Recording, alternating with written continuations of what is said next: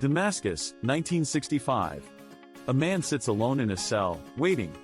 For 3 years, he had been the second most powerful figure in Syria without an official title.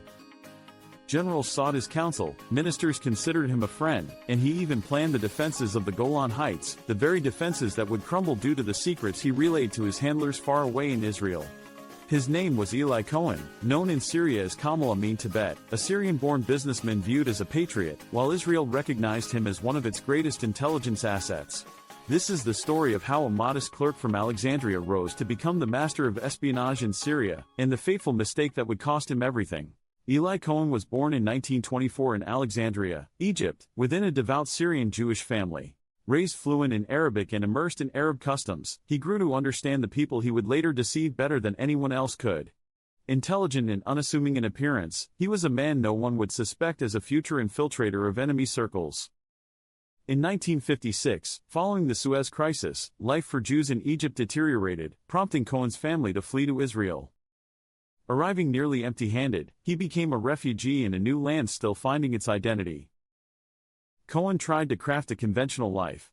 He worked as an accountant, married Nadia, and applied twice to Israel's Mossad, only to face rejection both times for being too quiet and ordinary. They were wrong. In 1960, a turning point came.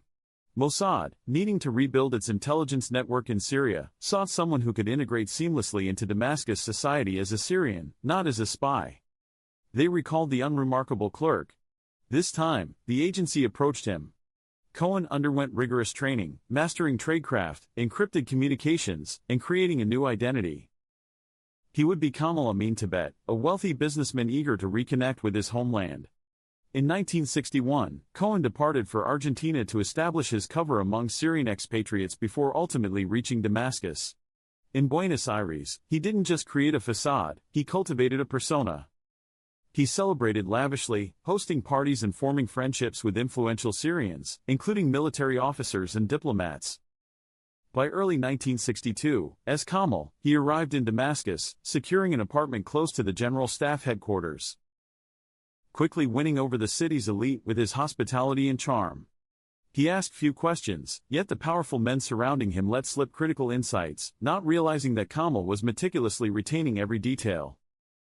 After guests departed, Cohen shifted gears, turning the social encounters into intelligence gathered under the cloak of socializing. Late nights found him at his hidden transmitter, relaying crucial information back to Israel.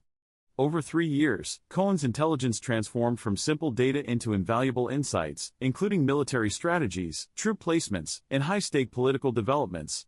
He was even considered for Deputy Minister of Defense, given unfettered access to military installations. He reportedly suggested planting eucalyptus trees for shade around bunkers, symbolizing his deep infiltration into the Syrian military apparatus, a method that would later aid Israeli forces in the Six-Day War. However, tension escalated. Every transmission posed an immense risk.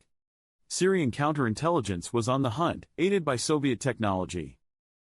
By January 1965, they'd narrowed their search to Cohen's neighborhood. On January 24, Cohen attempted what would become his final communication.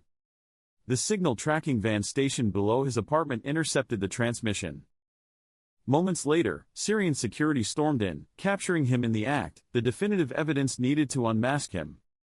His life, however brimming with secrets and successes, was about to spiral into peril. Months of brutal interrogations followed. The Syrian government rebuffed international pleas, standing resolute in their determination. Eli Cohen faced trial before a military tribunal, where the outcome was preordained. On May 18, 1965, Eli Cohen was executed by hanging in the public square of Marjay Square, his body displayed as a grim warning to others.